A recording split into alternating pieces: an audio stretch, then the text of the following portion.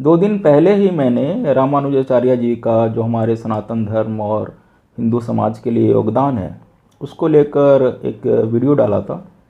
उसका लिंक मैंने डिस्क्रिप्शन में दे रखा है, यदि आप चाहें तो वहाँ से देख सकते हैं। पर फिर उस पे जो मेरे परिवार, रिश्तेदार या दोस्तों की प्रतिक्रिया रही, और जो मैं पिछले कुछ सालों से ऑब्ज़र्व कर रहा हूँ या जो मेरा अनुभव है, उस बेसिस पे जो हमारा धर्म है वो किस तरह हमारे परिवार, संस्कार और समाज में घुला मिला है, रचा बसा है, उसको आज हम समझने की कोशिश करेंगे। मेरा हमेशा से ये मानना है कि धर्म है वो इंसान के जीवन का एक अभिन्न अंग है, जो उसके सोच को, उसके व्यक्तित्व को, समाज में उसके आचरण को प्रभावित करती है। बाकी तो भाई जानवर भी खा के निकाल रहा है, वो भी प्रजनन की प्रक्रिया जानता है, बच्चे पैदा कर रहा है, उसका भी एक दिनचर्या है। सूरज निकलते ही वो घास चरने को निकल जाता है, या जैसे भी उसका पेट भरता है उसमें लग जाता है। उसको भी चोट लगती है, उसमें भी इतना दिमाग है कम से कम कि सामने गड्ढा है तो वो रुक जाता है या रास्ता बदल लेता है, या उस पर जान का खतरा आता है तो भाग जाता है, या तो अपने को बचाने के लिए आप पे हमला कर देगा। वो भी प्यार तिरस्कार को समझता है, वो भी जीवन और मृत्यु के चक्र में बंधा हुआ है। तो उस हिसाब से आप देखें तो जानवर और इंसान में तो कोई फ़र्क है नहीं। तो जो फ़र्क है वो है इंसान का विकसित दिमाग, जो उसको कहते हैं ना, धर्म अधर्म, सही गलत, सत्य असत्य, न्याय अन्याय को परखने की ताकत देता है, शक्ति देता है। और इंसान की यही जो एनालिटिक एबिलिटी है, चीज़ों को समझने की, परखने की, उसे महसूस करने की, वो उसके जज्बात बनते हैं। फिर यही जज्बात उसके व्यक्तित्व को, उसके सोच को, कहते हैं ना, उसके व्यवहार को, समाज में उसके आचरण को प्रभावित करती है। अभी जो ये हमारे धर्म है वही बताते हैं ना कि भाई सही क्या है, गलत क्या है, धर्म अधर्म क्या है, न्याय अन्याय क्या है। और समय समय पे क्या होता है कि अलग अलग गुरु आते गए हैं जिन्होंने धर्म को उस समय के मापदंड से देखा है और उसमें ज़रूरत पड़ने पे बदलाव भी किया है, जिसको समाज ने सामूहिक रूप से स्वीकारा है। पर जब आप अपने धर्म से कटते हो, उससे दूर जाते हो, तो फिर कहीं ना कहीं भाई आप अपनी ही कहते हैं ना, ये सही गलत और न्याय अन्याय, इन सब चीज़ों की अपनी परिभाषा रचने लग जाते हो, और वहीं से समाज का विघटन शुरू होता है। आप आज मॉडर्न डे में देखो तो अधिकतर परिवार में आप पाओगे कि जो बेटे बहू हैं वो कहते हैं कि भाई जो माँ बाप ने किया वो तो उनका फ़र्ज है, सब माँ बाप कर रहे हैं, पर उनका माँ बाप की तरफ कोई फ़र्ज नहीं है। तो वो ये है कि उन्होंने अपने स्वार्थ के हिसाब से अपना जो फ़र्ज का एक डेफिनेशन बना लिया। यदि वो धर्म के राह पे हों, धर्म से जुड़े हों, तो उन्हें पता रहेगा कि भाई जिस तरह राजा दशरथ का कुछ धर्म था अपने परिवार की तरफ, उसी तरह श्री राम जी और सीता जी ने भी अपने परिवार की तरफ अपने धर्म का निर्वाह किया और बखूबी किया। और ऐसे ही यदि आप सोचो कि भाई जो एक भूखा है, राइट, वो दूसरे की थाली से रोटी को छीनने को न्याय समझेगा, और जिसकी थाली है वो उसको अन्याय समझेगा। और यदि ये दोनों धर्म की राह पे हों तो भूखा ये मानेगा कि भाई वो छीन नहीं सकता, वो कहीं ना कहीं धर्म के अगेंस्ट है, वो एक कहते हैं ना सही चीज़ नहीं है। उसी तरह जिसकी थाली भरी हुई है वो इस बात को समझेगा कि ज़रूरत से ज़्यादा रखना न्याय है। अगर दोनों इस राह पे चलें तो जो बंदा है जिसकी थाली भरी हुई है वो खुद ही दे देगा आगे वाले को, और इस तरह से समाज में जो समरसता है वो बनी रहेगी। तो ये तो बस मैं एक तरह से आपको कुछ एग्जाम्पल दे के बता रहा हूँ कि कैसे यदि हम धर्म की राह पे हों तो हमारे समाज में जो सौहार्द है वो बेटर रहेगा, या लोगों के बीच में ये जो द्वेष है वो कम रहेगा, या जो टकराव है वो कम रहेगा। तो बाकी धर्मों के बारे में तो खैर मैं नहीं बता सकता कि उनके प्रिंसिपल और सिद्धांत क्या हैं, पर सनातन के बारे में ये ज़रूर कह सकता हूँ कि वो इस विश्व की, इस सृष्टि की खुशहाली के लिए, कहते हैं ना म्यूचुअल ग्रोथ के लिए ज़रूरी है। और हर हिंदू को इससे जुड़ना चाहिए, इसको समझना चाहिए और इसको मानना चाहिए और फॉलो करना चाहिए। एक तो जो आज़ादी के बाद से सरकारों ने ये जो सेकुलरिज्म का जामा ओढ़ रखा है और धर्म को एक तरह से कहें बिल्कुल नेगलेक्ट कर रखा है, ना स्कूल में पढ़ाना है ना इसकी बातें करनी है, इस तरह की चीज़ें, तो ये कहीं ना कहीं समाज को विनाश की ओर ले जाने जैसा है। मेरा मानना है कि स्कूलों में भी भाई धर्म की पढ़ाई होनी चाहिए जब ये इतना अभिन्न अंग है आपके जीवन का। बाकी सब्जेक्ट की तरह आप एक रिलीजन की भी क्लास रखो जिसमें आप डिफरेंट रिलीजन के बारे में बच्चों को अवेयर करो। खैर स्कूल में वो बदलाव आएगा कब आएगा वो पता नहीं, बट आप अपने लेवल पे बदलाव ला सकते हैं। आप अपने घर में अपने परिवार में अपने धर्म की बातें करें, अपने बच्चों को जो रामायण महाभारत इन सब की एक तरह से कहानियाँ बताएं, उनको अवेयर करें, उनको जो हमारे धर्म है उनके संस्कारों के बारे में बताएं, उनको उनसे जोड़ें और उनकी जो कहते हैं रुचि जिज्ञासा इसमें बनाए रखें। आप कोशिश करें कि वो धर्म की राह पे चलें। जब आप अपने परिवार में अपने बच्चों के बीच में धर्म की बातें करते हैं, उनको धर्म से जोड़े रहते हैं, उसके संस्कारों के बारे में बताते हैं, तो सामाजिक चेतना में क्या फ़र्क आता है वो मैं अपने बेटे अंश के संदर्भ में या उसका आप कह लो एग्जाम्पल लेके आपको समझाता हूँ। तो अंश की बचपन से आदत है कि वो जब तक मेरे से कहानी नहीं सुनता है वो सोता नहीं है। तो मैं भी क्या करता हूँ, ये जो रामायण महाभारत हैं या अपने पंचतंत्र है, विष्णु पुराण है, शिव पुराण है, इन सब के प्रसंगों को छोटे छोटे टुकड़े में सिंप्लीफाई वे में उसको मैं सुनाता रहता हूँ और वो भी कई सारे क्वेश्चन वगैरह पूछता रहता है। तो व्हाट आई रियलाइज कि चलो मेरा असर तो उस पर है ही है, but due to all those thing he is growing as a very good person, growing as a sensitive sensible and a person with integrity. मेरे को याद है जब वो 4 साल का ही था और हम लोग चंडीगढ़ से दिल्ली जा रहे थे और एक टोल प्लाजा पे जब हमारी गाड़ी रुकी तो वो होता है ना, लेडीज़ लोग बच्चे को लेके आ जाती हैं भीख मांगने के लिए, तो हमने दिया नहीं, वो निकल गए। देन वी रियलाइज़ कि वो रो रहा है, जोर से नहीं रो रहा, आंसू उसके रुक नहीं रहे। मम्मी ने बोला बेटा क्यों रो रहा है, तो उसका कहना था कि पापा वो बेचारी कितनी गरीब थी, उसको भूख लगा होगा और आपने उसको पैसे भी नहीं दिए। तो मम्मी ने कहा बेटा उन लोग का ये धंधा रहता है, वो देखा नहीं उनके हाथ पैर सब सही हैं पर वो पैसे मांगने के लिए ऐसा करते हैं, वो काम भी कर सकते हैं। तो उसका कहना था ये भी तो हो सकता है कि उसको कोई काम ना दे रहा हो। बोला हाँ ये लॉजिकली सही बोल रहा है, भी हो सकता है। तो फिर वो कहते हैं पूरे रास्ते उदास ही रहा और जब दूसरे टोल प्लाजा पे हम पहुँचे वहाँ पे उसके हाथ से हमने एक गरीब को 10 रुपये दिलवाया, तब वो खुश हुआ और हमने फिर आगे की वो जर्नी तय की। तो उसी तरह अब तो उसके ऑनलाइन क्लासेस होते हैं, तो मैं जैसे कि एक बार क्या होता उसका इंटरनल असेसमेंट चल रहा था, तो ऑब्वियसली फ़ोन देख रहा मैंने उसको एक आंसर बता दिया, उससे मैं बोला पापा आप क्यों बता रहे, पर एनीवे उसने वो लिख लिया। और जब उसने वो अपने पेपर मैम को शो किया, मैंने चेक किया, तो मैम ने उससे बोला कि वाह बेटा आपने सब सही किया, excellent, very good. And then he suddenly stop, जो उनकी राधा मैम थी, और उनको बोला कि मैम एक आंसर ना मैंने खुद नहीं किया, पापा ने बताया। एंड मैम काफ़ी खुश हुई, उन्होंने कहा वाह हंस सो ऑनेस्ट, और सब बच्चों को बोला आप क्लैप करो फॉर ऑनेस्टी ऑफ हंस, जो इस एज में वो दिखा रहा है।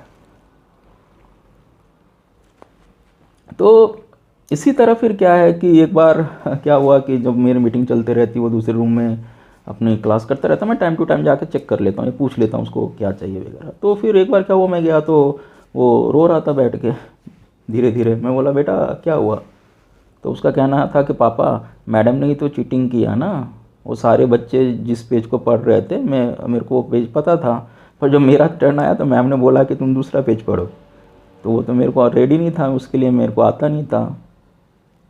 तो मैं बोला बेटा तो मैम ने जो आपको पढ़ाया है मैम उसमें से कहीं से भी पूछ सकती है, तो रो मत, आज मैं तुमको उन सब चीज़ों के बारे में बता दूंगा। फिर उसको फाइनली मैंने गोद में लेकर चुप करा दिया। फिर वो 2-4 दिन बीत गए, एक दिन और मैं गया तो फिर से वो उदास बैठा हुआ था। मैंने बोला भाई क्या हुआ, अभी क्या हो गया, क्यों रो रहा है?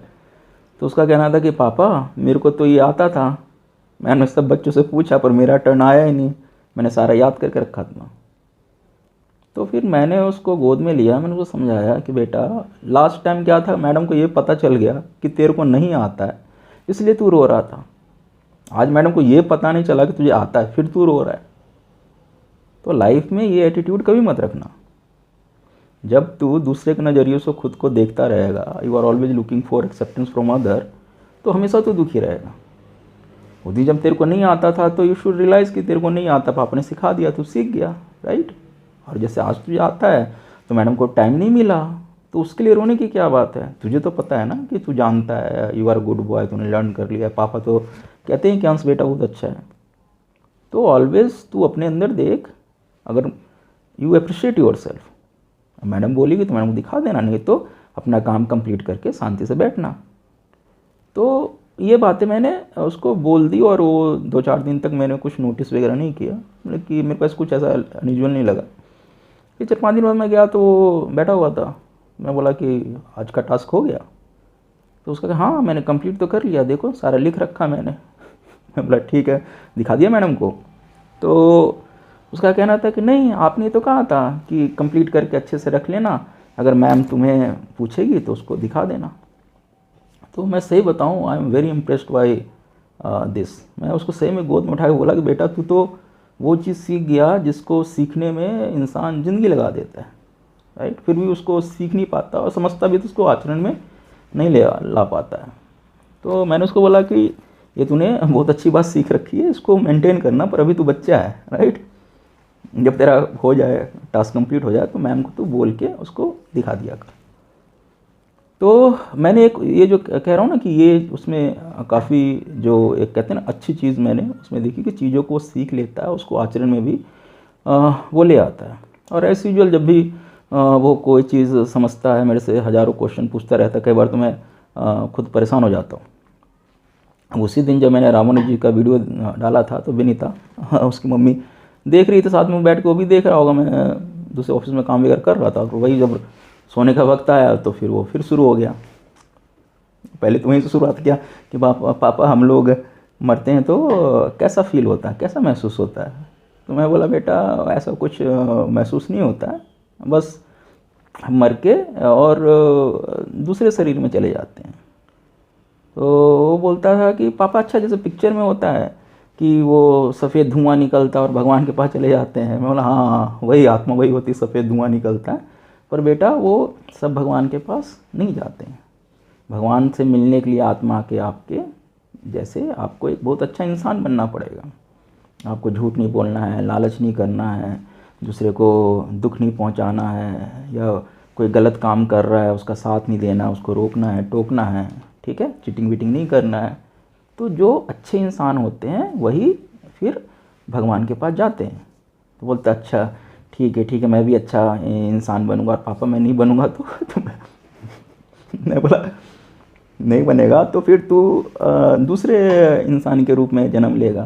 तो बोलता अच्छा आपके घर में फिर से जन्म लूँगा। तो बोला नहीं बेटा ऐसा नहीं होता, मे भी दूसरे जन्म में तो तेरे कोई और मम्मी पापा वगैरह होंगे, या तेरे को कुछ याद नहीं रहता जनरली, जो पिछले जन्म की बातें होती इस तरह की।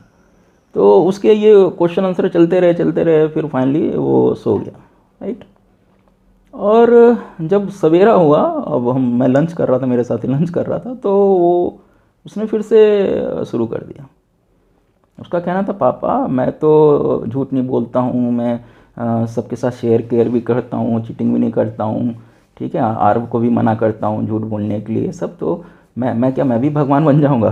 मैं बोला कि हाँ तू भी भगवान बन जाएगा। तो बोला कि फिर पापा मेरा क्या नाम होगा?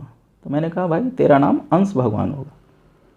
तो बोलते अच्छा अंश भगवान, तो श्री राम जी और कृष्ण जी का भी वही नाम था क्या? मैं बोला हाँ अभी बिल्कुल तू सही समझा है।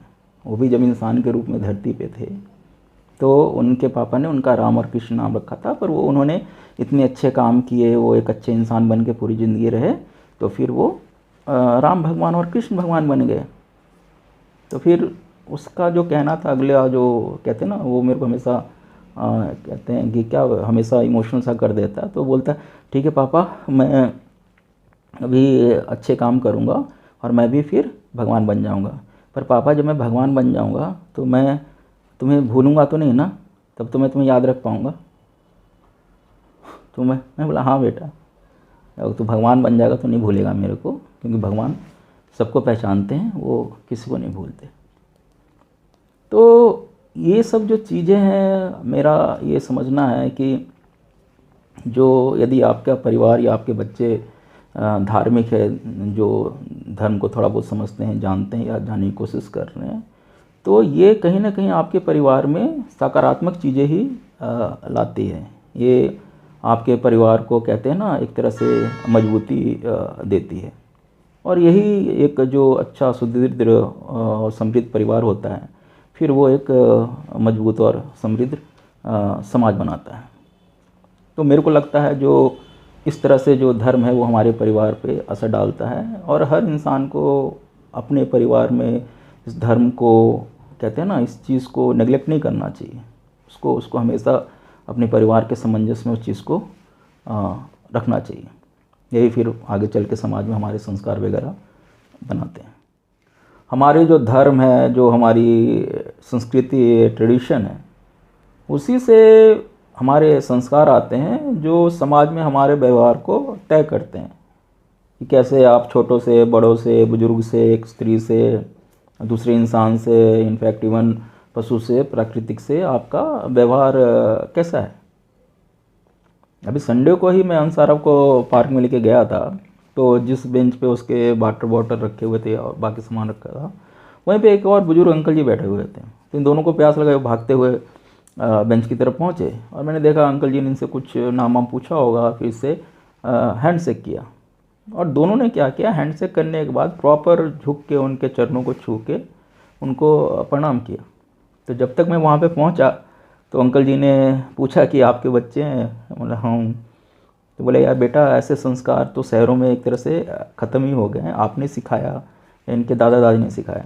तो मैं बोला अंकल जी ऐसा कुछ बोल के तो नहीं सिखाया है, पर मैं बिहार से बिलोंग करता हूँ, तो वहाँ आज भी यही चलन है कि जो छोटे लोग हैं बड़ों को पैर छू के ही प्रणाम करते हैं।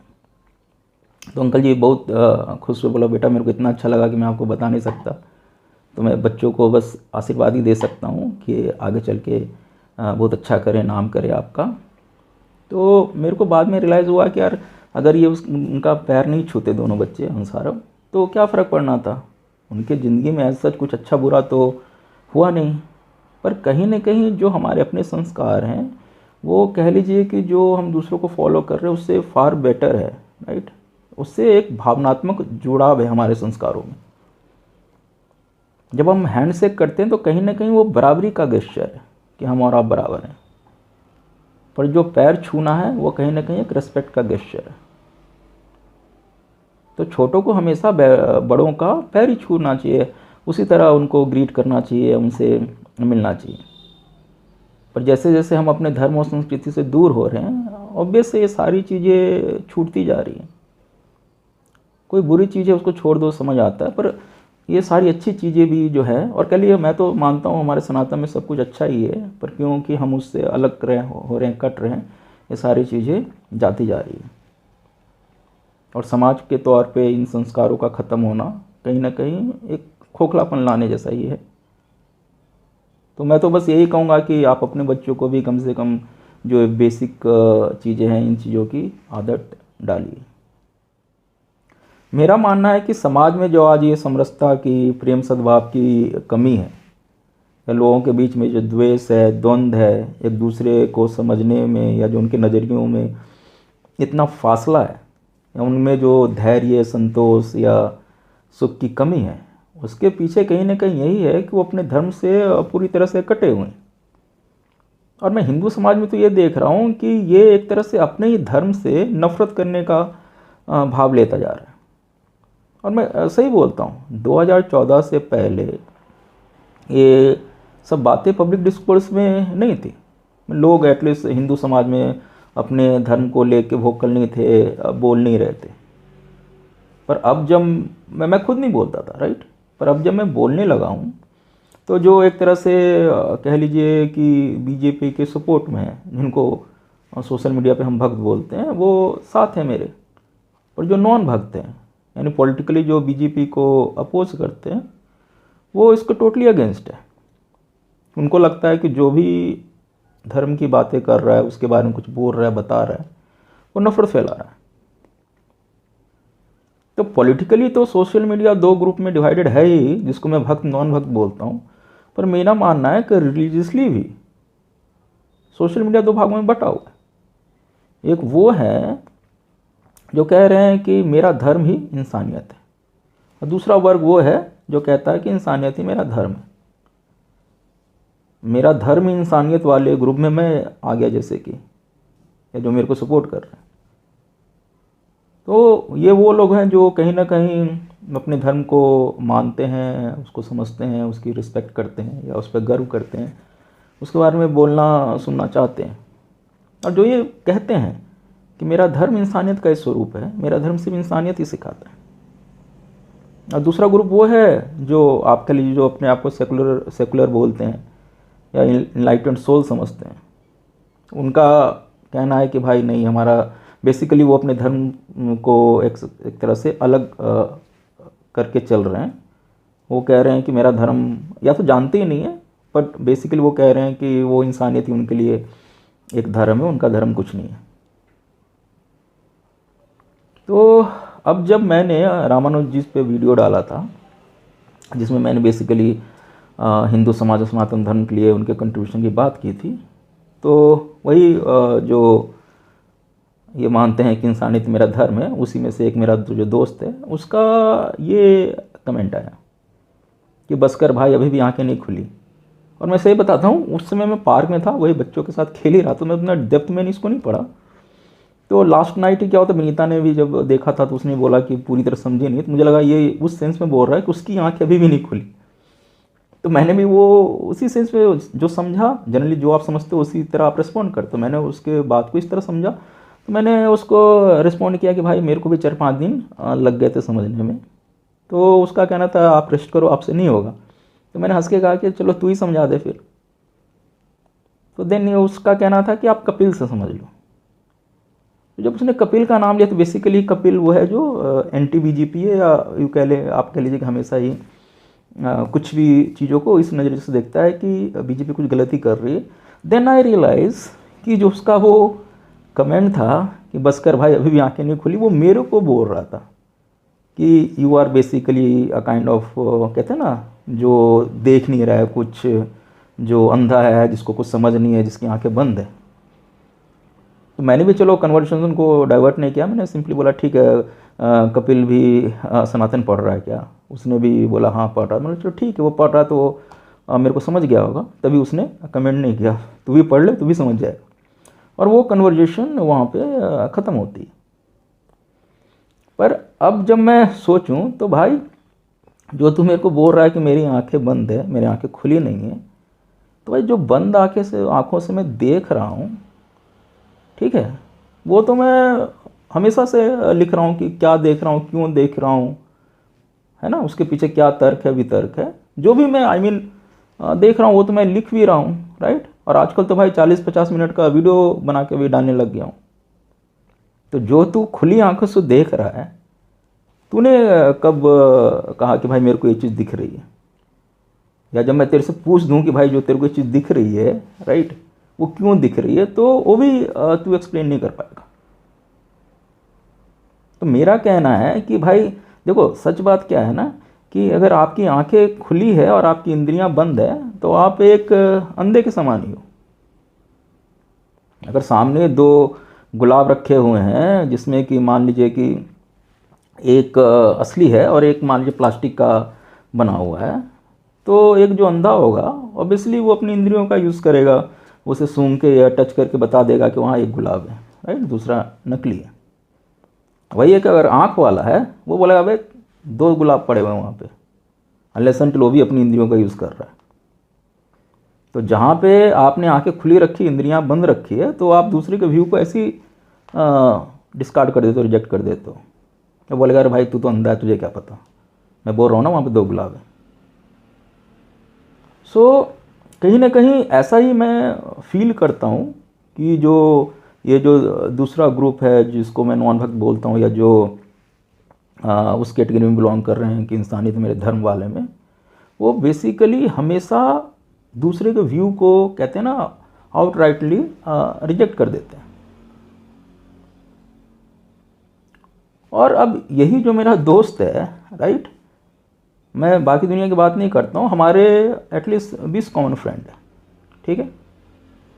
तो उसमें से कोई भी आके ये नहीं कह सकता कि जो मेरी सोशल एक्सेप्टेंस है, राइट, या समाज में जितना मैं ऐसा पर्सन घुल मिल के रहता हूँ, या आप कह लो कि अगर कोई अच्छे इंसान के तौर पर देखे तो वो मेरे से बेटर पर्सन है या बेटर सामाजिक प्राणी है। मेरे लाइफ में सही बताऊँ, इतने किस्से हैं, मेरी इतनी यादें हैं कि I feel proud of them, right.